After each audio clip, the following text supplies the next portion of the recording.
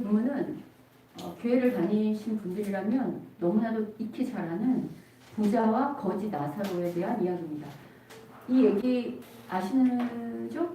처음 들어보시나요? 여러분 누가복음은 다른 복음서보다 더 물질에 관해서 상당히 관심이 많습니다. 물질을 어떻게 사용하고 또 써야 되는지에 대한 물질에 대한 관심이 있고요. 또 우리 이제 매일 성경 할 때 제가 누가복음 처음 시작할 때 잠깐 설명드렸던 것처럼 가난한 자, 또 여인, 또 약자, 이렇게 가난한 자에 대한 관심이 상당히 다른 복음서에 비해서 두드러집니다. 그래서 누가복음이 약자나 혹은 가난한 자에 대한 관심이 다른 복음서보다 두드러지다 보니까 종종 사람들이 이 성경이 누가복음이 어쨌든 하나님 말씀인데 누가복음이 부자는 제외한 채 그 관심이 하나님의 관심이 마치 가난한 자들이나 약자에게만 있는 것으로 오해되기도 합니다. 특별히 오늘 본문 여러분 보시면 알겠지만 부자는 음부에 떨어지거든요. 근데 거지 나사로는 하나님 나라가 오기 전에 이제 가는 그 낙원에 가 있습니다. 그래서 어떤 학자들은요, 약간 좀 급진적인 또 자유적인 그 색깔을 지닌 학자들은 하나님께서 마치 부자를 미워하시는 것처럼 그렇게 해석하기도 합니다. 그러면 이제 과연 오늘 본문이 단지 부자라는 이유만으로 지금 부자가 지옥의 심판의 형벌을 처해졌거든요. 그런 것인가? 에 대한 질문을 가지고 오늘 본문을 통해서 부자와 가난한 자에 대해서 그러면 성경은 특별히 누가복음은 어떻게 이해하고 있는가? 그리고 또 오늘 본문을 통해서 우리에게 말씀하고자 하는 건 무엇인가를 한번 같이 함께 찾아가 보도록 하겠습니다. 일단 오늘 본문은요, 부자와 나사로를 본문 시작하는 그 비유부터 대조하고 있습니다. 여러 면에서 대조하고 있는데 특별히 이제 세 가지로 대조하고 있는데요. 여러분 오늘날도 이 사람이 부자냐 아니면 아니냐를 판별하는 것 중에 이제 비슷한데 일단 여러분 옷 될까요? 부자냐 아니냐? 네. 많이 판별하죠. 그래서 요새 젊은 사람들이 혹은 이제 돈 있는 사람들이 입는 게 이제 비싼 옷을 입는 거죠. 그리고 또 두 번째가 오늘 본문에서 음식, 먹는 거. 그리고 세 번째가 집입니다. 집도 오늘하고 비슷하죠? 오늘도 집도 빈부의 어떤 걸 나타내는 게 되겠죠. 자, 보시면 19절에 먼저 보면 실제로 이 옷이나 아니면 음식이나 집은 그 오늘날뿐만 아니라 고대 사회에서도 그 사람의 신분이 어떤지, 그 사람의 지위가 어떤지, 그 사람의 부의 척도가 어떤지를 드러내는 중요한 수단이었어요. 오늘하고 다르지 않죠, 여러분? 예. 먼저 19절 보시면 시작부터 부자가 입는 옷을 묘사하고 있는데요. 부자가 무슨 옷을 입고 있습니까? 아니, 후화롭다 하지 말고 여러분, 제가 이제 우리 성도님한테 하고 싶은 얘기. 성경을 볼 때 그냥 아는 대로 보시면 안 되고 성경이 되게 중요해요. 때로는 그래서 이런 접속사가 중요할 때가 있으니까 어떤 훈련들을 하셔야 되냐면 성경이 말하는 그대로 보시고 그대로 먼저 보는 훈련이 필요해요. 자, 한 부자가 있는데 뭐랑 뭐를 입고 있어요? 자색옷과 고운별. 이게 중요해요. 우리는 그냥 자색옷 그러면 자주색 옷인가 보다라고 생각하겠지만 지금이야 염색하는 기술이 워낙 발달돼서 옷이 싸지만 이 당시는 2000년도 훨씬 전의 일입니다. 그죠? 지금처럼 염색의 기술이 발달했을까요? 그렇죠. 그런 것들을 이제 표현하는 거예요. 당시 자색옷은 특별히 자색은 어디서만 뽑아낼 수 있었냐면 그 달팽이로부터 만들었대요. 그래서 그 염색하기가 되게 어려웠기 때문에 보통 이 자색옷은 누구들이 많이 입었냐면 왕들이요. 그러니까 왕들이 입는 옷이 바로 자색옷이에요. 그러니까 그만큼 좀 비싸고 고급스러운 옷일 뿐만 아니라 고운 배옷은 애굽에서 만들어진 값비싼 속옷을 나타내기도 한답니다. 그러니까 지금 이 부자가 일반 부자가 아니라 꽤 상류층 중에서도 부자 중에서도 꽤 더 큰 부자임을 알 수 있어요.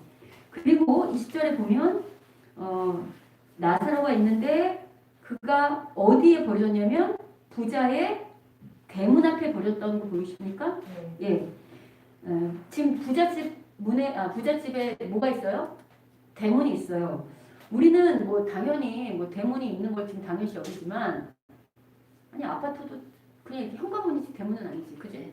근데 여러분 부잣집 저택 가면 문이 막 이렇게 현관문 말고 아예 크게 화려하게 대문이 따로 있는 거 아십니까? 네, 당시도 대문이 있다는 건 이 부자의 집이 상당히 부유하고 컸다는 걸 알 수 있어요. 대저택인 거죠. 또 뿐만 아니라 지금 보시면 19절에 아까 우리가 날마다 어떻게 하냐면 옷을 입고 어떻게 하고 있어? 날마다 호화롭게 즐긴다는 의미 속에는 연회뿐만 아니라 모두 여러분 잔치를 하면 빠지지 않는 게 뭐죠? 그렇죠. 음식이죠. 그러니까 호화롭다는 것의 의미 속에는 모두 잘 차려 먹었다는 거예요. 음식도 먹을 것도. 근데 그걸 어떻게? 날마다 이런 게 중요해요. 날마다 어쩌다 한 번, 1년에 한두 번이 아니고 날마다 호화롭게 음식을 먹었다는 거죠. 그러니까 이제 사치스러운 음식과 호화로운 비싼 음식과 더불어서 사치스러운 연애를 날마다 즐긴 겁니다. 근데 반면에 거지는 어떠냐면 일단 집이 없죠. 그죠? 그리고 대문 밖에 버려졌어요. 그죠? 특별히 지금 거지 나사로는 옷은커녕 20절에 보시면 모투성이면 헌대투성이라고 나와 있어요. 맞죠? 그래서 헌대투성이라고 우리는 번역되어 있지만 여기 이 헌대로 번역된 이 헬라어가 엘코메노스라는 헬라어인데 이는 종기를 말해요. 종기. 그러니까 종기가 온몸에 나 있었다는 거예요. 여러분 종기가 뭐죠? 피부에서 고름나는 그런 피부병의 일종이죠. 우리는 뭐 그냥 지금 피부병 이렇게 생각하지만 여러분 이 당시는 아직 신약이 완성되지 않고 예수님 당시 유대인들은 구약의 율법을 따지던 사람들이에요. 그게 말씀이라고. 율법에서 여러분 레위기를 보면 피부병은 부정한 거예요. 특별히 피에서 몸에서 고름이 나는 이런 악성 종기들은 아주 부정한 자로 취급되어서 유대인들 가운데는 부정한 자하고 함께하지 않잖아요. 정하다, 부정하다 나눠서 부정한 자 옆에 안 간다고. 그러면 부정한 자가 당시 사회적으로 일자리를 얻을 수 있었을까요? 없었을까요? 일을 하고 싶어도 누가 써주지 않는 거예요. 오늘날도 왜 어떤 사회에서 낙인이 찍히거나 낙오가 되면 한번 그렇게 바닥으로 떨어지면 일자리를 취업하기 어려운 것처럼 이 사람은 이 부정한 자로 찍혔기 때문에 자기가 스스로 무언가 일을 해서 경제적인 활동을 하고 싶다 할지라도 사회적으로 경제적으로 다 외면되고 소외되었다는 걸 나타내고 있어요. 더군다나 지금 여기 보시면 21절 보시면 심지어 개들이 와서 그 헌대를 핥는다고 하잖아요. 그러면 이 종기 지금 집이 없어서 밖에서 노숙을 하는데 그럴 동안에 또 개들이 와서 헐으면 이 종기가 나을 새가 있다는 거예요, 없다는 거예요. 그러니까 계속 점점 더 이의 불행이, 이의 어떤 가난이 혹은 이의 병이 점점 악순환되는 증폭되고 있음을 나타내요. 그러니까 단지 이 사람이 게을러서 가난했다 이런 의미가 아니고 무언가 사회 구조적으로 이 사람이 사람답게 살고 싶지만 제가 지난주에 말씀드렸잖아요. 자본주의가 장점도 있지만 단점이 구조적으로 약자를 만들어낼 수밖에 없고 가난한 자를 만들 수밖에 없는 구조를 갖고 있다. 그래서 공공의 그런 자들을 보호하는 그런 어떤 복지가 반드시 공익에 대한 필요하다. 기억하시죠? 근데 여기 전혀 지금도 그런 복지가 잘 안 돼 있는데 20년 전에 이런 복지가 돼 있을 리 만무해요. 그러니까 이제 이 사람은 점점 더 나락으로 떨어질 수밖에 없어요. 뿐만 아니라 앞서서 부자는 날마다 호화로운 음식을 먹었죠. 근데 거지 나설은 어떻게 하냐면 21절 보세요. 부자의 상에서 어떻게 하는 걸로? 부스러기. 제가 이제 주석을 이제 이 부분에 있어서 좀 여러 문헌을 좀 찾아봤더니만 이 부스러기가 그냥 먹던 이런 부스러기 수준이 아니고요. 물론 이제 그 좀 견해가 다를 수 있지만 왜 우리 이렇게 이 당시 그 주식이 빵이니까 이렇게 빵을 띄고 나면 빵가루가 어디 묻어요? 그럼 이렇게 이렇게 우리 이렇게 나도 모르게 이렇게 하죠. 이런 부스러기까지도 포함이래요. 그러니까 단순히 산에서 떨어지는 게 아니라 이렇게 손에서 떨어지는 가루. 그러니까 얼마나 배가 고팠으면 이런 부스러기까지 먹으려고 할 만큼 비참했다는 거지. 무슨 말인지 아시겠어요? 근데 배불리려고 했지만 배불렀을까요? 늘 굶주렸을까요? 네, 극과 극이죠. 그러니까 지금 거의 뭐 날마다 굶주렸겠죠. 이뿐 아닙니다. 부자는 죽은 다음에 어떻게 하냐면 죽어서도 차별이 되네. 부자는 죽을 때 어떻게 되냐면 22절 보면 장사돼요. 부자도 죽어 장사되는 보이십니까? 그죠? 여러분 22절에 보이시죠? 장사돼요. 보이시죠, 정수사님? 네. 장사를 지냈다는 거는 그만큼 장례를 문화를 할 수 있다는 거죠. 거지 나사로는 장사를 지냈을까요? 그런 말 전혀 없죠. 죽었어요. 아마 버려졌을 가능성이 그냥 우리 마치 요새 행리업자들, 노숙자들 그냥 이렇게 하듯이 버려졌을 가능성이 높아요. 근데 이제 재밌는 건 뭐냐면 신약에 예수님이 비유를 상당히 많이 말씀하시거든요. 근데 비유를 말씀하실 때 그냥 어떤 이는 뭐 어떤 한 사람이 이렇게 말씀하시는데 비유 중에 유일하게 이름이 등장하는 비유가 바로 이 비유인데 나사로예요. 나사로. 지금 부자는 이름이 안 나오는데 이 거지는 이름이 명명돼 있어요. 뭐냐면 나사로예요. 근데 이제 이 나사로 이름의 뜻이 뭐냐면 하나님이 도우신다는 뜻이에요. 하나님이 도우신다. 그러니까 이제 이게 히브리어로 엘리에셀인데 이게 이제 헬라어식으로 말하면 엘리에셀의 하나님이 도우신다의 히브리식이 이제 나사로인데 이게 하나님이 도우신다는 거예요. 근데 참 아이러니하죠. 이름은 하나님이 도우신다는 뜻인데 지금 나사로는 하나님은커녕 그 누구의 도움도 받지 못하는 아니 어떻게 보면 걔보다 더 못한 아주 비참한 생활을 하고 있었던 거죠. 그런데 흥미로운 일이 발생합니다. 어떤 일이 발생하는가? 22절 보면 드디어 거지도 죽고 부자도 죽었잖아요. 죽은 이후에 상황이 완전히 역전됩니다. 그러니까 운명이 역전되고 있는데 어떻게 나오냐면 22절 보면 이에 거지가 죽어 누구한테 받들려 갑니까? 예, 그래서 누구 품에 들어가요? 예, 그 이제 아브라함은 이제 우리 믿음의 첫 조상을 말하는데, 그러니까 이제 낙원에 갔음을 의미해요. 아브라함 실제로 아브라함 우리 다음에 하나님 나라 가면 다 만난다고 그랬잖아요. 그러니까 이제 그렇게 있고 반면에 부자도 죽었죠. 그 장사는 호화롭게 됐는데 죽음 이후에 어떤 일이 벌어졌냐면 23절 그가 어디에서 떨어졌어요? 음부라는 건 지옥을 말하거든요. 고통을 들어서 고통당하고 있어요. 그러니까 지금 이렇게 운명이 완전히 이 땅하고 반대로 역전된 운명인 거 보이십니까? 이 지금 부자가 음부에서 얼마나 고통을 당하고 있냐면 여기 보시면 24절 우리 같이 한번 읽어보겠습니다. 24절 자 읽어보겠습니다. 시작. 내 아버지 아브라함이여 나를 이르게 여기사 나사로를 보내어 그 손가락 끝에 물을 주시고 내 혀를 승하게 하게 하소서. 내가 이 불꽃 가운데서 배워하나이다. 지금 부자가 음부에 떨어졌는데 어떻게 하고 있어요? 어떤 고통을 받고 있어요?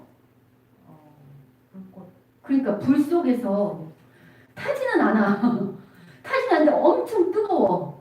차라리 타서 죽으면 고통이 끝나는데 죽지 않으면서 불꽃이 계속 타오르는 거예요. 얼마나 고통스럽겠어요. 그렇죠?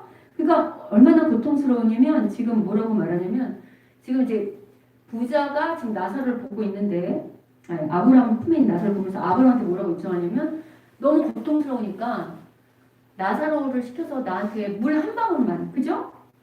보이세요? 네. 물에 이렇게 손끝에 물을 이렇게 찍어서 한 방울만 내 혀에 서늘하게 해달라고 요청할 만큼 고통스러운 지금 고통을 당하고 있죠. 반면에 지금 나사로는 아브라함 품에 안겨 있고, 근데 지금 이제 아브라함이 뭐라고 하냐면 거절해요. 혀를 시원하게 해달라고 하지만 25절 보시면 아브라함이 안 된다고 거절을 하고 26절 우리가 아까 안 읽었지만 26절 같이 한번 읽어보겠습니다. 자 읽겠습니다. 시작. 그뿐 아니라 너희와 우리 사이에 큰 문으로 중간에 있어 여기서 너희에게 문어보다 할수 없고 거기서 너희에게 문어도 없게 하느니라. 지금 아브라함이 뭐냐면 여기는 지금 낙원이고 저기는 떨어진 지옥인데 큰 구렁텅이 가로막은 길이 있어서 서로 오가할 수 있대요? 없대요? 이거 뭘 의미하는가? 죽음 이후에는 더 이상 기회가 없어요. 한번 낙원에 있는 사람은 영원히 낙원, 그러니까 이제 하나님 나라의 앞에, 그다음에 음부로 떨어진 자는 그냥 영원한 그 운명이 계속됨을 말하고 있어요. 더 이상 그 서로 간에 왕래할 수 없는 운명이 끝나는. 그러니까 이제 이 부자가 그때부터 이제 뭐가 걱정이 되냐면 아직 살아있는 자기들의 형제가 걱정이 되는 거예요. 그래서 뭐라고 말하냐면 27절 보면 이르되 그러면 아버지요. 그래서 아버지는 아브라함을 말해요. 아브라함이요. 구하노니 나사로를 내 집에 보내서 아버지의 집에 보내소서 하면서 집에 28절은 형제 몇 명이 있대요? 그래서 그들에게 증언하게 하시고 그래서 그들만큼은 나처럼 이 음부에 떨어지지 아니하도록 도와달라고 얘기해요. 그러나 지금 보면 이제 우리가 읽지 않았지만 지금 살펴보지만 아브라함이 이 역시도 거절합니다. 자, 그러면 일단 여기까지 우리가 좀 생각해 보려고 하는데 그러면 부자는 왜 이렇게 고통스러운 음부의 심판을 받게 되었을까요? 단지 부자라서요? 여러분, 지금 오늘 본문에서 부 자체를 부정하거나 비난하는 그런 이야기는 없어요. 실제로 여러분, 하나님은 부자 편이실까요? 아니면 가난한 자 편일까요? 이제 배우신 분들은 이제 이렇게 네. 여러분 이제 우리가 보통 하나님은 약자의 편일 거다 이렇게 생각을 하거든요. 그렇지 않아요. 하나님은 공의한 하나님이기 때문에 하나님은 공의와 정의의 편이세요. 그러니까 부자든 가난하든 상관 있는 게 아니고 여러분 가난해도 불의할 수 있잖아. 그렇다고 하나님 무조건 가난한 자 편 들지 않아요. 부자라도 하나님 편에서 보실 때 공정하고 공의하고 순종하는 의의 자식일 수 있죠. 그럼 누구 편 드세요? 그 사람 편 드는 거예요. 그러니까 우리가 뭐를 착각하냐면 하나님은 무조건 약자 편만 들 거라고 하지 않아요. 하나님은 부자나 가난이나 똑같이 사랑하시고 똑같이 편 드시는데 그의 기준이 뭐냐? 하나님의 말씀과 하나님의 공의와 하나님의 정의 안에 있는 자의 편을 드신다는 거예요. 그러나 하나님 안에서 부자와 또 그 다음에 공의에 있는 편들이 다 있다고 할 때에 여러분 우리도 자식들이 있지만 자식 키워보셨죠? 내가 이제 한 5 있다 칠 때 자식이 다 똑같이 사랑스럽잖아 각자 그죠? 근데 그럼에도 불구하고 마음 쓰는 자식이 있을 수 있다고 할 때 어느 자식이 마음 쓸까요? 약한 자. 그렇지. 잘 못 사는 자식 혹은 약한 자식 혹은 뭐 아픈 자식 그죠? 똑같아요. 그러니까 하나님이 무조건 약자 편든다는 의미가 아니고 하나님은 공평과 공의의 하나님이기 때문에 부하거나 약하거나 모두 하나님의 자녀라고 한다면 그런 하나님의 공의의 편에 있는 사람의 편을 들어주시지만 그러나 그렇게 편드는 과정 중에서도 약한 자 그게 강한 자가 마음에 사랑하지 않아서 그렇다는 게 아니라 우리가 아까 말한 것처럼 약자가 더 도움이 필요하니까 안타까우니까 약자의 편을 두신다는 의미예요. 자 그러면 오늘 이 본문은 부자가 뭘 잘못했는지 직접적으로 언급하고 있지 않거든요. 또 부 자체도 비난하고 있지 않고 근데 은연중에 부자의 잘못을 암시하고 있는데 뭐 여러분 제가 말하지 않아도 알겠죠. 뭘 것 같으세요? 이렇게 뭘 것 같으세요? 잘 돌봐주지 않아. 그렇지.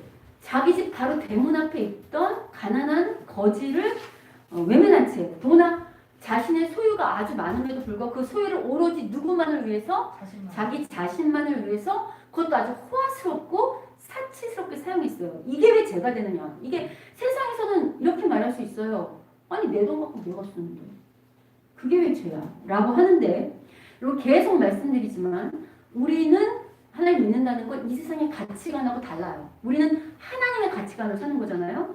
근데 하나님이 우리한테 뭘 명령하셨냐면 여기 잘 볼펜 껴놓으시고 누가복음 3장을 열어보세요. 앞으로 누가복음 3장 3장에 7절부터 11절을 볼 건데요. 신약성경 92페이지 어간에 있습니다. 누가복음 3장 7절부터 11절 신약성경 92페이지 어간에 있습니다. 예, 이제 여기 보시면 여기가 이제 일단 펴놓으시고 제 얘기 이렇게 들으면서 따라오시면 돼요. 이제 이 세례 요한이 당시에 자기한테 나왔던 사람들한테 이제 세례 주면서 그 당시 사람들을 독세자식이라고 말하면서 회개를 촉구하는 얘기예요. 그러면서 이제 요한이 세례받은 나온 우리한테 말을 하면서 8절 보시면 그러므로 회개의 무한 열매를 맺으래요. 합당한 열매를 맺으라. 그러니까 그러면서 뭐냐면 속으로 아브라함이 우리 조상이라 말하지 말고 아까 부자 아브라함 보고 우리 아버지하고 조상이라고 말했죠. 근데 말만 하지 말고 회개에 합당한 뭐를 맺으래요? 열매. 이거 뭐냐면 입술로만 고백하거나 종교적인 행위만 하는 게 중요한 게 아니라 실제로 삶에서 열매를 맺으라고 말한다고요. 근데 그렇게 하지 않으면 여기 보시면 9절 보세요. 이미 도끼가 나무에 뿌리에 놓여서 좋은 열매 맺지 아니하는 나무마다 찍혀 어떻게 된대요? 그러니까 심판 말하죠. 회개에 합당한 열매를 맺지 않으면 어디 던진다고 이미 말하고 있어요? 그래. 근데 재밌는 게 있어요. 그럼 회개에 합당한 열매가 뭐냐를 구체적으로 예를 드는데 11절 보세요. 11절 같이 한번 읽어볼게요. 3장 11절 읽겠습니다. 시작. 대답하여 이르되 옷 두벌리는 자는 옷 없는 자에게 나눠줄 것이요 먹을 것이 있는 자도 그렇게 할 것이니라. 물론 이 뒤에 이뿐만 아니라 뒤에 여러 가지 이야기를 하는데 지금 우리가 이제 그 3장을 살펴볼 건 아니지만 지금 뭐가 나오냐면 옷 두 벌 있는 자는 어떡하래요? 없는 자한테 나눠주고 모르고 있는 자도 어떡하래요? 지금 가난한 자에 대한 돌봄이 회개에 합당한 삶의 열매라고 말하는 거 보이세요? 그러니까 지금 성경은 뭐를 말하냐면 하나님 나라 백성이라고 한다면 반드시 그 약자에게 긍휼을 베풀어야 된다고 말해요. 이렇게 하지 않으면 어디에 이게 지금 믿은 자의 특징이라는 거잖아요. 회개에 합당한 열매를. 그렇지 않으면 어디에 던져진단 말이에요? 불굴에. 자, 이제 그럼 이제 우리가 이렇게 생각할 수 있어요. 아, 그러면 부자의 잘못은 약자에게 긍휼함을 베풀지 않은 것 때문에 이게 죄가 되겠구나. 그래서 오늘 공부에 떨어졌구나라고 생각할 수 있는데 물론 그것도 있지만 성경은 여기서 그치지 않아요. 단순히 약자에게 긍휼을 베푸지 않았기 때문에 불에 떨어졌다는 걸로 그치지 않고요. 제가 이제 여러분한테 질문을 한번 해볼 텐데 여러분 오늘 부자와 이 나사로가 어떤 관계냐면 서로 이웃이 될 수 있었을까요? 아니 오늘은 가능할까요? 여러분 오늘 내가 이웃이라는 건 친구 삼는 거잖아요. 그러니까 내가 정말 제가 계속 말씀드리지만 내가 서로가 공유하고 친구하는 거라고. 요새 사람들이 친구 삼을 때 나는 아주 부자야. 그리고 아주 거지인 사람하고 친구하나요? 어떻게 하죠? 그렇죠. 끼리끼리 하죠. 안 달라요. 제가 계속 여러분한테 말씀드리지만 성경은 참 아주 치밀하게 인간이 이 바깥에 우리가 사는 환경이나 문화나 어떤 과학이나 문명은 상당히 발전했지만 인간의 이 타락한 본성 자체는 정말 아무리 많은 화려한 문명과 역사가 반복된다 할지라도 고질적으로 그 본성은 안 바뀌는 걸 끊임없이 우리한테 말하거든요. 오늘도 이렇게 문명이 발달했지만 끼리끼리 하죠. 왜? 내 친구가 나를 말해준다고 생각하기 때문에 오히려 점점 더 신분 상승을 위해서라도 점점 더 부자를 새기고 싶어 하지. 아닌가요? 그렇죠? 아, 이제 우리 거듭난 그리스도인들이 안 그렇겠지만 세상 사람들이. 맞죠? 끊임없이 더 나보다 더 나은 사람을 살리려고 하잖아요. 근데 여러분 중요한 게 있어요. 누가복음 10장 잠깐 열어보세요. 누가복음 10장 다 했던 거예요. 제가 매일 성경 꼭 들으셔야 한다는 게 여러분이 건너뛰시면 제가 지금 이걸 차분차분히 하지 않고 날마다 하면서 주일날 순서가 오기 때문에 여러분이 건너뛰시면 제가 이 설명을 다시 다 해야 되는 거거든요. 그럼 10장에 보시면 25절부터 그 이후에 제가 설명을 안 하겠지만 선한 사마리아의 비유가 있어요. 혹시 기억하실지 모르겠지만 제가 이 말씀하면서 여기 보면 바리새인이 예수님 누가 내 이웃이 되겠습니까? 이렇게 묻는데 제가 오늘 이 비유는 설명 안 할 거예요. 집에 가셔서 잘 이 얘기가 기억 안 나시면 저희 유튜브나 혹은 오디오 클립 뒤져 보시면 이 선한 사마리아인의 비유에 관해서 10장 그 25절 이하에 대해서 제가 설명해 놓은 게 있어요. 그거 참조하시면 좋겠어요. 여기서 이 메시지의 핵심이 뭐냐면 바리새인이 부자, 그러니까 돈이 있는 상류층 바리새인이 그럼 하나님이 하나님 사랑과 이웃 사랑을 말하니까 예수님이 그러면 누가 내 이웃일까요? 이렇게 물을 때 예수님이 이 선한 사마리아인의 비유를 대면서 누가 내 이웃이 될까를 고민하지 말고 네가 약한 그 사람의 어떻게 하면 네가 그 사람들의 먼저 이웃이 될까를 고민하라고 말해요. 자, 실제로 여기 보시면 10장 36절 보면 이 선한 사마리안 비유 얘기 다 하시면서 네 생각에는 이 세 사람 중에 누가 강도 만난 자 이웃이 되겠느냐 하면서 여기서 보면 가장 그 당시에 사람이라고 여기지 않았던 그 선한 사마리아인이 오히려 강도 맞은 자의 이웃이 되어주는 모습을 나타내면서 37절 다 같이 읽어볼게요. 자, 읽겠습니다. 시작. 이르되 자기를 배척하는 자는 있다. 그러니까 너도 누가 너한테 이웃이 돼서 누가 너한테 도움이 될까? 누가 이렇게 생각하지 말고 네가 자비를 베풀 내가 어떻게 저 사람의 이웃이 될까를 고민하는 게 하나님 나라 법칙이라는 거예요. 여러분 이 비유 잘 모르시는 분들은 반드시 집에 가셔서 꼭 들으셔야 돼요. 그러니까 말씀이 건너뛰어서 들으면 이해가 잘 안 돼요. 아시겠죠? 지금 이 비유 문맥이 어디서 나냐면 아까 말씀드린 것처럼 10장의 25절 보세요. 25절 보시면 어떤 율법교사가 일어나서 10장 25절 예수를 시험하여 이르되 선생님 내가 무엇을 하여 뭘 얻어요? 이게 뭐냐면 하나님 선생님 어떻게 하면 내가 구원을 얻을 수 있습니까? 라고 질문하는 거란 말이에요. 근데 이때 예수님이 뭐라고 말하냐면 율법에 뭐라고 기록되어 있냐 이렇게 물어요. 보이시죠? 그랬더니 그 사람이 뭐라냐면 27절에 네 마음을 다하여 목숨을 다하여 힘을 다하고 뜻을 다하여 누구를 사랑해요? 하나님 사랑하고 또 이 자신같이 그러니까 한마디로 말하면 율법에 옛날에 우리 출애굽기 십계명 강의 꽤 오래 했지만 십계명이 한마디로 말하면 무엇을 말한다고 했죠?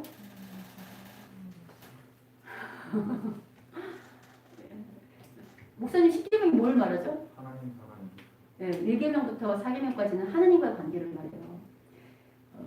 우리 이제 새로 오신 성도님들은 이제 출애굽기를 안 했어서랑 그죠? 그래서 이게 이제 그럴 텐데 가끔 시간 되실 때 여러분 유튜브 많이 보시잖아요. 텔레비 보는 것도 좋은데 좀 지난 그 말씀들을 좀 보시면 저희 교회는 특징이 뭐냐면 이 설교가 되게 강의 설교로 돼 있어서 본문을 차근차근 설명해놨어요. 출애굽기에 들어가시면 10계명 강의를 아주 오랜 기간 동안 10개인가 해서 10번 이상 해서 잘 얘기해놨거든요. 그럼 여러분한테 도움이 되실 거예요. 자, 1계명부터 4계명까지는 하나님 사랑이고 5계명부터 10계명까지는 이웃에 대한 얘기. 그러니까 율법이 참 많은 강령들이 있지만 한마디로 요약하면 하나님 사랑, 이웃 사랑이에요. 실제로 성경 전체도 하나님 사랑, 이웃 사랑을 말하거든요. 근데 지금 여기서 뭘 말하냐면 그럼 하나님 사랑하고 이웃 사랑하는 과정 가운데 이 얘기를 하실 때 우리는 이렇게 생각해요. 그러면 하나님 사랑과 이웃 사랑이 떨어져 있다고 생각하는데 그렇다는 게 아니고요. 십계명이 하나 된 것처럼 하나님을 사랑하는 사람은 하나님의 사랑에 구원받아서 하나님의 자녀가 돼서 하나님을 사랑하는 사람은 누가 시키지 않은 저절로 어떻게 된다는 거예요? 그렇지. 왜냐하면 여러분 부부가 서로 사랑하는지 어떻게 알 수 있는 줄 아세요? 남편과 아내가?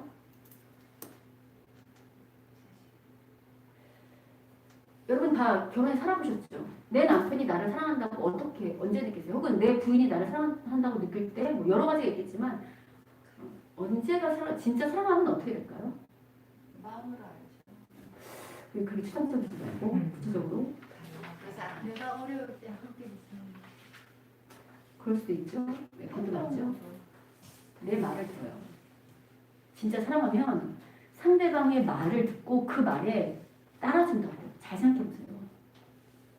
그러니까 사랑은 부모와 자식도 마찬가지인데 정말 사랑하면 그 말이 정말 합당하다고 하면 그 말이 합당하다고 하면 설사 그게 나한테 잔소리고 듣기 싫어도 내 남편의 말 혹은 내 부인의 말이 맞다면 어떡하죠?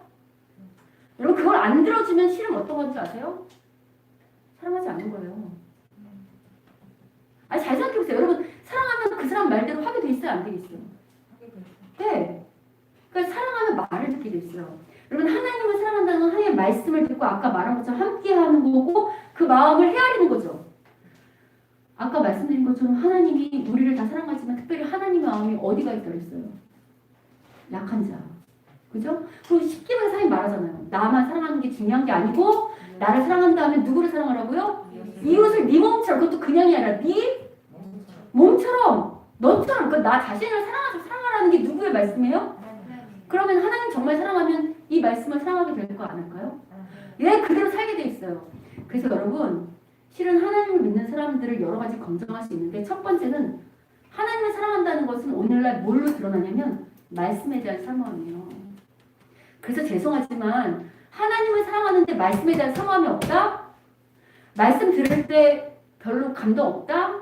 말씀을 듣고 싶은 그런 열망이나 말씀에 대한 그런 성경을 읽고 싶고 말씀에 대한 어떤 그런 열망이 없다. 그러면 여러분 고민해 보셔야 돼요. 나 정말 하나님 사랑하는 거. 이건 이제 제가 참 안타까운 건데 오늘 이 본문에 잠깐 벗어나지만 제가 이제 사교회 같은 데 가보면 제일 안타까운 게 뭐냐면 이제 들어가면 저 이제 손님 왔다고 막 인사한단 말이에요. 특별히 인사하는 게 부사역자들 혹은 이제 뭐 여전도의 총회장님 혹은 남자 총회장 이런 분들이 이제 인사하거든요. 그러면 그분들은 어쨌든 되게 오래 예수 믿은 분들이고 다 그래도 이 신앙생활 열려 있는 분이잖아요. 그럼 말씀을 딱 전하면 누가 그런 말씀을 열심히 해야 될까요? 그런 분들이 눈이 반짝반짝 해야 될 것 같지. 참 신기한 게 뭐냐면 저는 이 말씀이 안 틀리다고 생각하는 게 여기 율법사 바리새인가들이 예수님 말씀 기대면 안 됐잖아요. 참 신기한 게 뭐냐면 일은 되게 열심히 해. 뭐 접대도 하고 뭐 차도 준비하고 막 열심히 하는데 말씀을 딱 선포하면 왔다 갔다 하고 말씀듣지 않아요. 오히려 초신자들 혹은 왠지 그 교회에서 그렇게 큰 영향을 발휘하지 않을 것만 같은 사람들이 훨씬 눈빛이 반짝반짝하고 여러분 앞에서 말씀을 전해보면 알아요. 이 말씀이 빨려 들어가든지 말씀에 사망이 있는지 아니면 그럼 지금 이 자리에 그냥 어쩔 수 없이 그냥 앉아있는지 보여요. 여러분들 대단한 건 알잖아요. 근데 그렇게 말씀을 사랑할 수밖에 없어요. 그게 하나님 사랑이에요. 그 말씀 사랑이 없는데 하나님 사랑한다는 거 자기만이 돌아봐야 돼. 그리고 그렇게 말씀을 사랑하는 사람, 그렇게 사랑하는 사람 두 번째는 뭐냐면 하나님께 사랑하는 사람은 사람에 대한 긍휼함이 있어요. 마음이 따뜻하다고. 그게 단순히 그냥 이렇게 뭐 이런 영화 보고 눈물 이런 수준이 아니라 가난하거나 약자를 보면 그냥 지나치지 못하는 이 긍휼함이 여기서 차 올라야 돼요. 그래서 예수 믿는데 냉정하다, 예수 믿는데 자비가 없다, 그것도 고민해 보셔야 돼요. 어떠세요? 여러분 마음에 그런 긍휼함이 있으세요? 말씀에 대한 사모함이 있어요? 이게 동시에 일어나야 돼요. 이게 같이 가야 정말 하나님을 사랑하는 거예요. 근데 오늘 본문에 이 부자는 아브라함을 아버지라고 이름 부를지 모르겠지만 지금 그는 뭐를 외면했냐면 이웃사람을 자기가 이웃이 되는 거, 또 약자를 돌보는 걸 외면했죠. 그러니까 이름은 아버지, 아까 말했잖아요. 입술로 부르는 거 의미 없다.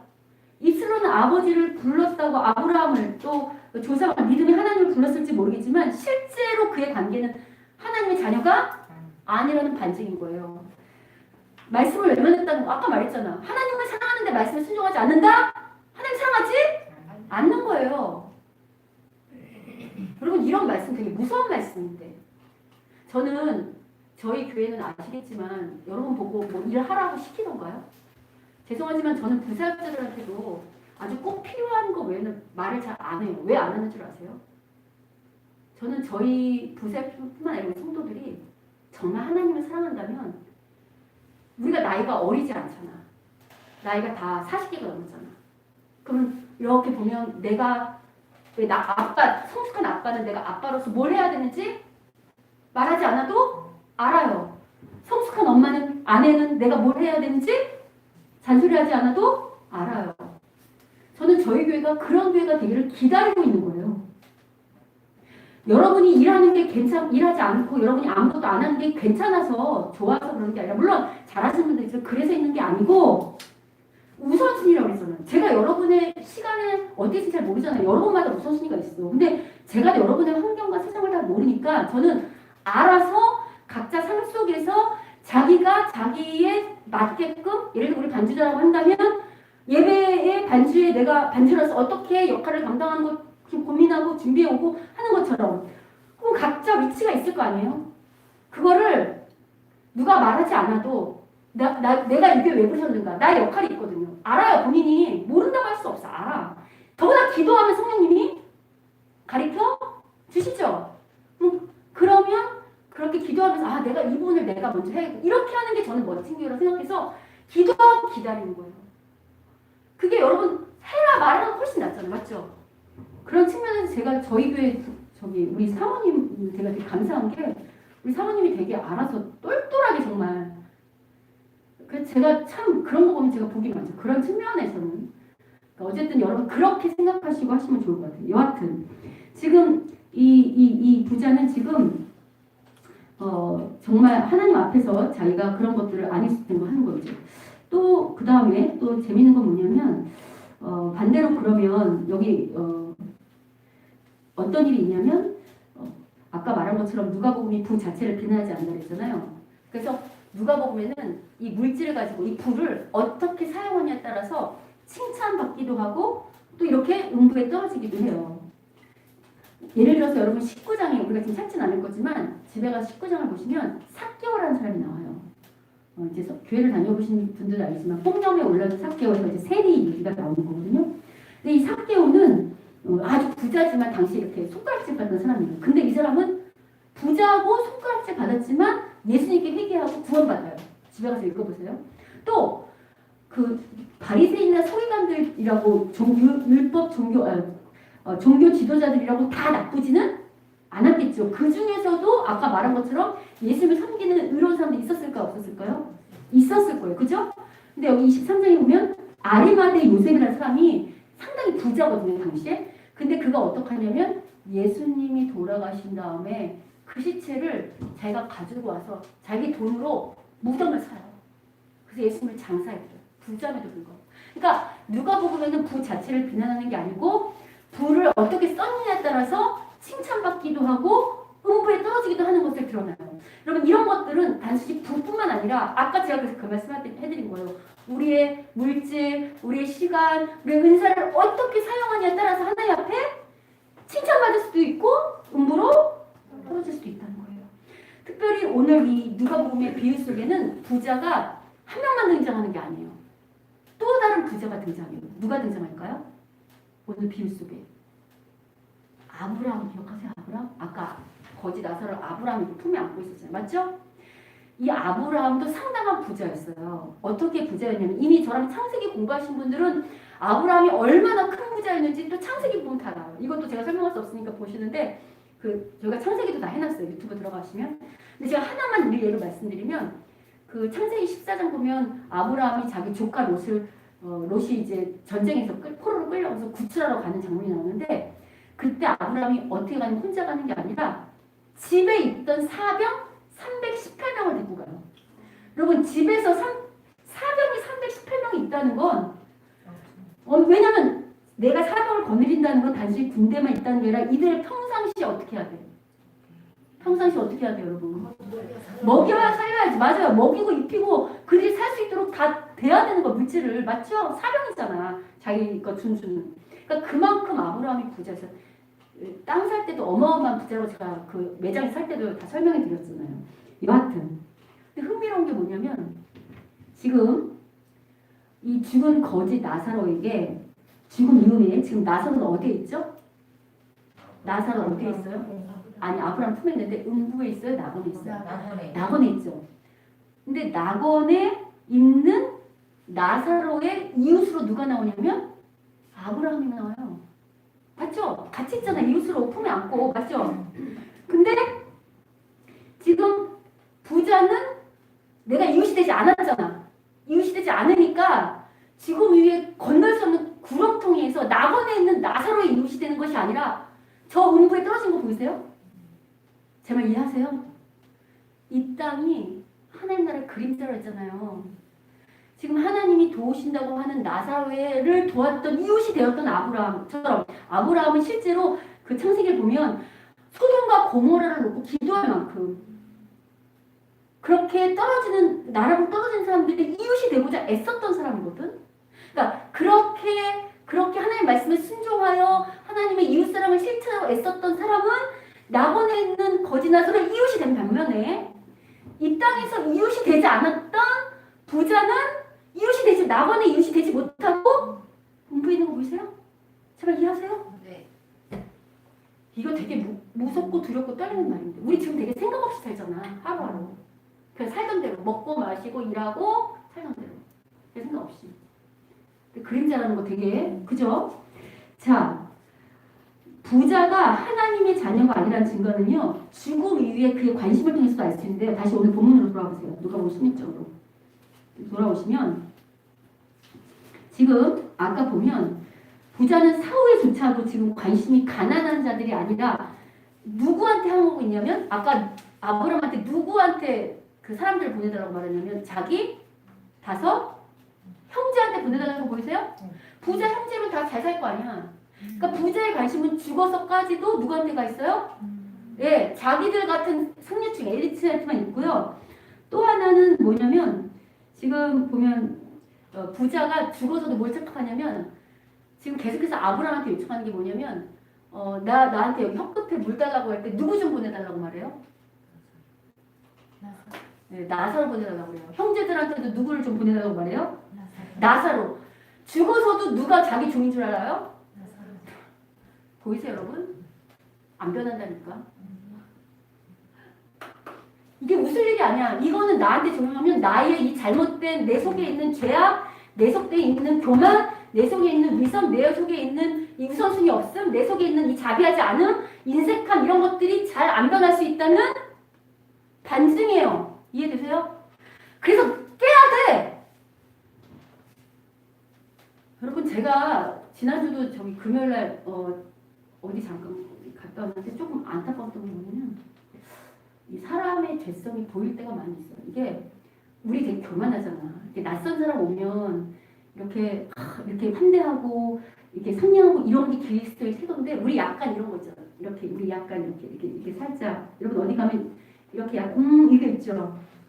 그게 기독교인들한테는 없어야 되는데 가보면 있어요. 가서 말씀 나누면 안다고. 여러분 그런 거 여러분 우리 안에도 있겠죠. 이거 빼내셔야 돼요. 그게 여러분을 높이는 게 결단코 아니에요. 여러분 나이가 들면 그러면 그럴수록 참 저 사람 철없어 보이고 아직 멀었구나라고 보여요.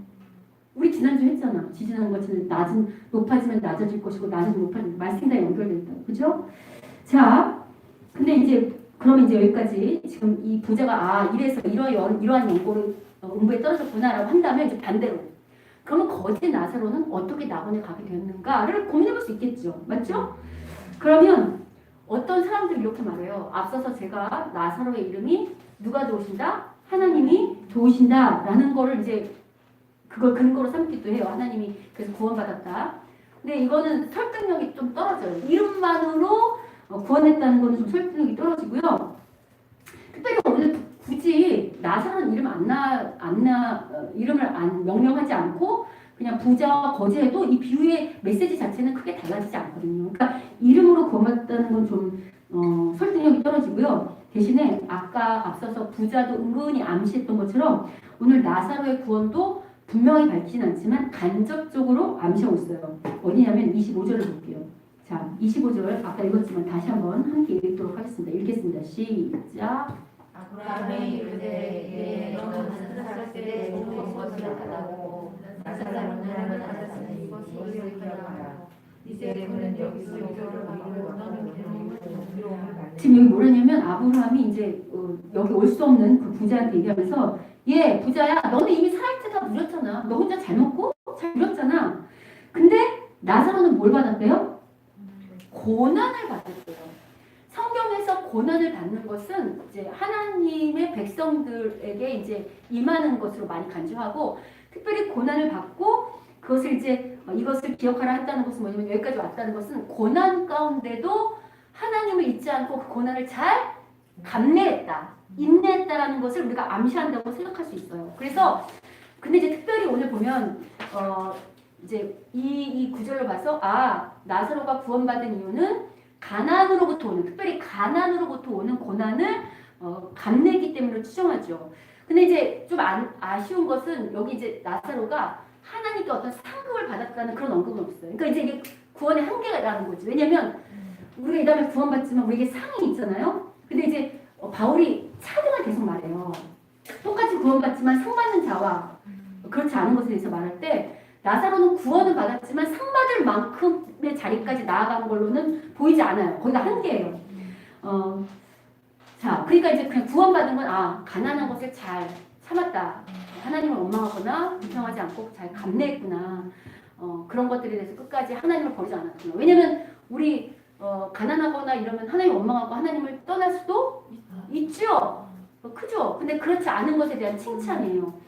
자, 그러면 오늘 부분은 그럼 이제 이 가난한 자에 대한 그 긍휼과 이웃에 대한 사랑만을 말하는가라고 메시지가 그런 거라고 생각할 수 있는데요. 물론 그 메시지가 있는데 제가 계속 말씀드리지만 어떤 본문이 말하는 그 메시지, 중심 메시지를 찾기 위해서는 저는 문맥을 항상 살펴봐야 돼요. 이 비유가 어디서부터 시작되냐면 오늘 비유는 16장 14절의 배경이 시작됐어요. 16장 14절 볼게요. 16장 14절. 자, 16장 14절 같이 한번 읽어보도록 하겠습니다. 읽겠습니다. 시작. 이게 이제 무슨 얘기냐면 이 앞에 예수님이 여러분 금요일날 말씀 묵상 들으셨어요? 불의한 청지기 비유? 그게 이제 뭐냐면 재물로 그게 이제 불의한 청지기를 칭찬한다는 얘기가 아니라 그 청지기의 어떤 점을 칭찬하냐면 이 세상 사람들도 돈으로 친구를 삼을 줄 안다는 거예요. 근데 하물며 그리스도인들은 더 세상 사람들도 못하게 돈을 아끼느라 친구 삼을 줄 모른다는 거예요. 그러니까 물질을 어떻게 쓸 줄 모른다는 거야. 세상 사람들보다. 물질이 우리의 머리가 되면 안 되고 우리의 도구가 돼야 되는데 예수를 믿는다고 하면서도 여전히 돈을 움켜쥐느라 돈을 어떻게 사용할지 모르는 것에 대한 비유예요. 그러니까 물질을 잘 사용해야 된다를 얘기할 때 이 바리새인들은 돈을 좋아하는 사람들이니까 이런 예수님의 비유를 어떻게 했다고요? 비웃었어요. 여러분 오늘도 목사님들이 말씀을 전할 때 모두가 다 아멘 할까요? 아니면 그 말씀 삐딱선 타는 사람 있을까요? 있어요. 그러니까 예수님은 똑같아요. 비웃고 있는 거예요. 그런 상황에서 지금 예수님이 다시 한번 물질에 대해서 어떻게 사용하는지, 아까는 물질에 대한 지혜 측면, 그 앞에서는 그 불의한 청지기 비유를 통해서 돈으로 친구도 삼는다, 야 세상 사람들은. 근데 너희들은 그들만 못하면 되겠니? 라고 말하면서 너희들이 나아가야 될 것을 확증하는 비유로 이걸 말씀하셨던 거거든요. 자, 그러면 이 비유는 부자들에게만 말한 거냐? 그렇지 않아요. 왜냐면 이 비유의 시작이 지금 16장 처음부터인데 16장 처음부터 오면 거기 또한 누구에게 이렇게 나와요? 1절 보시면 16장 1절. 예, 그러니까 지금 예수님 말씀할 때 여기 제자들도 있고 예수님의 제자들도 있고 예수님을 거절한 바리새인과 서기과 같은 부자들도 있는 거예요. 같이 있는 거 총중이 이해가 되세요? 그러면 이 메시지는 뭐냐면 이런 거죠. 부자들에게만 하나님 사랑과 이웃 사랑을 강조하는 게 아니라 제자들에게도 똑같이 얘들아 너희가 하나님의 제자야? 예수님의 제자고 하나님의 자녀야? 그렇다고 한다면 하나님 사랑과 이웃 사랑이 분리될 수 없단다 뿐만 아니라 특별히 예수님 당시의 제자들은 약자층이 많았잖아요. 아시죠?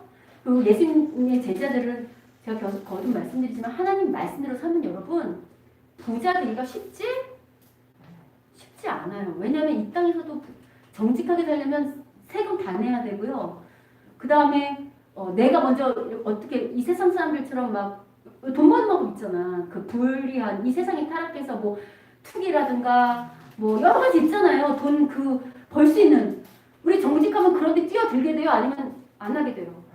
그럼 아무래도 부자와는 조금 거리가 그렇지. 그리고 당시 예수님 제자들은 가난한 자들도 꽤 있었을 거예요.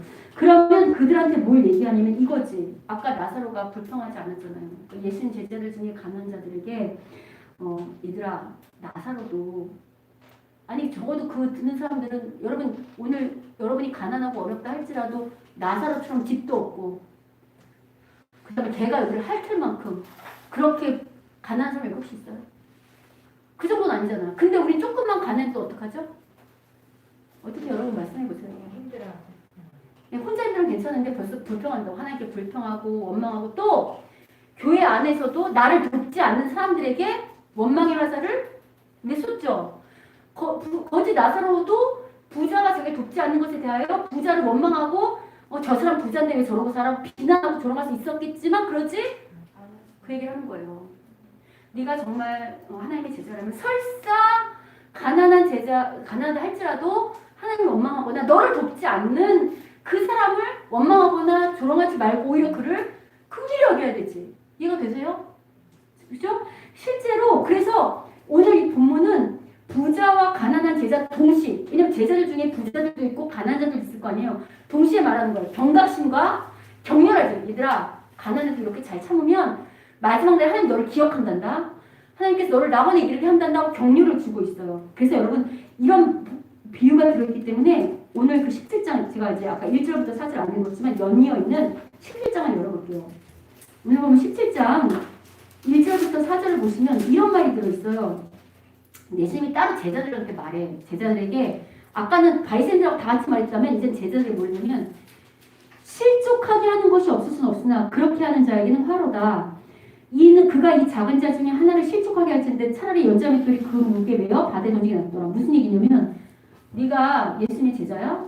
근데 네가 가난한 자나 혹은 약자나 누구 하나 작은 자 하나를 실족하게 이렇게 나사로처럼 실족하게 해? 그러면 너 연자부터 중기 차이나. 왜? 공부에 떨어지잖아. 그 말씀 하는 거고 반대로 3절 4절은 같이 읽어볼게요. 17절 3절 4절 읽겠습니다. 시작. 너희는 스스로 조심하라. 만일 내 형제가 내가 들은 것을 너와 함께하고 용서하라. 만일 하루에 7번이라도 내게 죄를 짓고 7번 내게 돌아와 내가 피하리라 하면 너는 용서하라. 이건 반대로 너를 힘들게 했어? 나사로가 부자가 나사로를 돕지 않는 것처럼 네가 가난하고 약자인데도 네 안에 교회 안에 있는 혹은 네 이웃이 너를 그렇게 돕지 않았어? 너를 힘들게 했어? 그러나 만약 그가 회개하거든 어떻게 주래요? 용서해라. 양쪽에게 하시는 권면인 거 보이세요? 그러니까 이렇게 연결되어 있어요. 오늘 비유는 여기서 끝이지 않고요. 마지막으로 한 가지를 더 말해주는데 뭘 말해주냐면 우리의 신앙이 어디에 기초에 있어야 되는지를 말해줘요. 그게 어디냐면 바로 29절 이하인데요. 우리가 아까 읽지 않았으니까 아까 이제 이렇게 말하잖아요. 그 부자가 내 형제 5 있으니까 나서를 보내서 이 음부에 오지 않도록 좀 보내줘서 말 좀 하게 해주세요. 이렇게 했을 때 아브라함의 답변인데 아브라함이 뭐라고 답변하냐면 29절부터 31절로 답변하는데 우리 세절이긴 하지만 집에 계시는 성도님들도 반드시 성경 읽으셔야 합니다. 같이 소리내서 읽으십시오. 여러분이 언제 성경을 읽겠습니까? 반드시 읽으십시오. 9절부터 31절 읽겠습니다. 시작. 아브라함이 이르되 그들에게 모세와 선지자들이 있으니 그들에게 죄를 지으라. 이르되 그렇지 아니하나이다. 아버지 아브라함이여 만일 죽은 자에게서 그들에게 가는 자가 있으면 회개하리이다. 이르되 모세와 선지자들에게 죽지 아니하며 비록 죽은 자가 가운데서 살아나는 자가 있을지라도 고난을 받지 아니하리라. 지금 뭐냐면 아브라함이 그들에게는 이미 누가 있대요? 모세와 이게 이제 뭘 말하냐면 모세와 선지자들 하면 구약 성경을 말해요. 구약 성경. 응? 그러니까 이제 구약 성경이 있으니까 그들에게 들을지라 하는데 여기서 중요한 게 있어요. 여기서 지금 구약 성경이 있으니 그들에게서 그 성경을 읽으라고 하지 않고 뭐라고 말해요? 네, 그러니까 지금 단순히 구약 성경을 읽는 것만 말하는 게 아니라 말씀을 듣는 거를 말해요. 듣는 거. 근데 이게 왜 중요하냐면 여러분 예수님 당시에는 성경이 다 완성됐을까요? 완성되지 않았을까요? 그렇지. 예수님 당시에는 무슨 성경밖에 없었을까요? 구약밖에 없어요. 신약은 나중에 쓰여진 거예요. 나중에. 그러면 예수님 당시에 하나님 말씀은 누구한테 들어야 될까? 모세와 선지자와 같은 사람인데 일단 누구의 말씀 들어야 돼? 예수님 당시에는 예수님 살아서 왔다 갔다 할 때는 그렇지. 그래서 예수님은 선지자 중에 선지자라고 말하잖아요. 모세보다 더 큰 이가 여기 있다. 그러니까 단순히 구약 성경만이 아니라 모세와 선지자들과 같은 역할을 하는 예수님 그리고 초대 예수님의 제자들을 사도라고 그래요. 그때도 성경이 완성되지 않았기 때문에 하나님의 말씀, 복음을 누굴 통해서 들어야 되냐면 그 예수님의 제자들인 사도들을 통해서 들어야 돼요. 실제로 이 누가복음을 쓴 누가 역시 예수님의 제자인 초대 사도 12제자는 아니지만 바울로부터 복음을 들은 초대 활동이다. 아직 성경이 완성되기 전이잖아요. 사도야 사도. 그러니까 이런 예수님의 제자들 사도에게 들어야 돼요. 지금 누가도 자기의 말씀을 통해서 증언하고 있는 셈이잖아요. 맞죠? 그럼 오늘날은 어떨까요? 오늘날은 누구한테 들어야 될까요? 그렇게 말씀하실 수 있는데 오늘은 좀 다른 상황입니다. 왜 다른가? 이렇게 말씀한 이 당시는 아까 말한 것처럼 성경이 완벽하게 완성되지 않은 시기이기 때문에 예수님과 그의 사도들을 통해서 들으라고 말하는 거예요. 이제 우리 성도들은 이제 그런 데 나가신 분이 없겠지만 가끔 신사도 운동 막 이런 거 하는 거 있어. 신사도 사도 운동. 속으면 안 돼. 그러니까 오늘 우리가 사도라는 거야.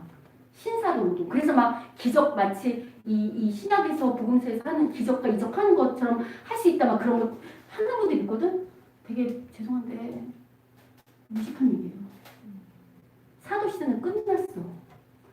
이 계시가 완성되지 않았을 때에 그들의 제자를 사도로 가는 거야. 우리 완성됐잖아. 성경이 구약도 있고 신약이 완성되기 끝났어. 계시가. 그래서 오늘날은 1차적으로 어떤 말씀을 분명하게 들어야 되냐면 목사의 말씀이 중요한 게 아니고 먼저 어떤 말씀?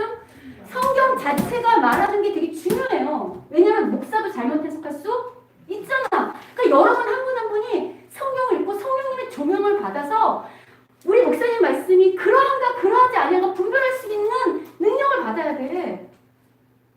맹신하면 안 된다고요. 제가 말씀을 전한다 할지라도 여러분이 이 말씀이 그러한가 그러하지 아니한가를 집에 가서 읽으시면서 성령의 조명함을 받아야 돼요. 또 오늘 그런 거 없잖아. 그리고 나서 이제 다만 여러분의 성경에 있는 게 도움을 주려고 우리와 같은 말씀의 사역자를 세우셨지. 같이. 그러나 우리도 저도 오류가 있을까 없을까요? 있을 수 있어요. 그러니까 완벽한 건 계시밖에 없어. 일차로 이 말씀을 듣는 거예요. 그 재밌는 건 뭔지 아세요? 성경을 우리 보통 이제 말씀보다는 뭐를 많이 원하냐면 기적을 원하잖아. 그죠? 하나님이 나한테 하나님 살아계신 걸 뭘로 보고 싶어? 어떤 무슨 내가 기도했던 제목이 되고 병이 났고. 근데 여러분 여기 모세가 오늘 아브라함이 뭐라는지 말씀 안 줄 아세요? 이렇게 말해요. 31절 다시 읽어볼게요. 31절. 자, 읽겠습니다. 시작. 이르되 모세와 선지자들에게 듣지 아니하면 비록 죽은 자 가운데서 살아나는 자가 있을지라도 허락을 하지 아니하리라. 뭐냐면 얘들아 아까 그 부자 얘야 지금 이제 나사를 보내라는 건 어떤 기적적인 초재앙증을 해달라는 거잖아. 무슨 어떤 천사처럼 뭐 해서 이렇게 신비한 일을 좀 보여달라는 거잖아요. 이렇게 말해. 이 증언된 이 하나님 말씀 그리고 당시에 예수님 말씀하고 계셨잖아요. 열심히 말씀을 전하고 계셨지. 오늘 저와 같은 목사를 통해서도 이제 다른 말씀을 성경에 전하실 때 있잖아요. 그렇게 말씀 안 믿는 사람들, 그런 말씀을 콧등기로 안 듣는 사람은 아무리 죽었다가 일어나는 살아나는 기적을 많이 본다 할지라도 그걸로 하나님의 자녀 되는지 않아. 그때뿐이야. 말씀에 대해서 순종을 먹고 말씀을 깨닫지 못하고 이것을 믿지 않으면 아무리 많은 기적을 받았다 할지라도 절대 하나님 나라 이룰 수 없다고 말하는 거예요. 우리의 신앙의 근거가 어디 있어야 돼요? 말씀이 여기 있어야 돼요. 그래서 여러분이 말씀을 알아야 되는데 안 읽잖아. 텔레비는 많이 보는데 성경 안 읽잖아요. 목사님도 안 읽어요. 안 읽는다니까. 예수님 있는데 10년, 20년인데 1독도 못했다. 정말 창피한 일이지. 여러분, 텔레비만 보지 마시고 그리고 이렇게 저한테 주일날 이렇게 말씀 듣거나 그 제가 내일 성경 말씀할 때 꼭 뭐라고 말해요. 여러분 반드시 뭐 읽으시라고 그러죠? 성경 꼭 읽으십시오. 제 말씀 듣는 것도 중요하지만 반드시 본문을 읽으십시오. 반드시 본문을 읽으십시오. 제가 주기적으로 말하죠. 그게 여러분 훈련이 돼야 돼요. 힘들어요. 왜냐하면 우리는 이 죄가 있어서 나쁜 데로만 나간다고. 여러분 우리 교회는 성경을 읽었으면 좋겠어요. 읽으실 거죠. 말씀에 기초한 신앙.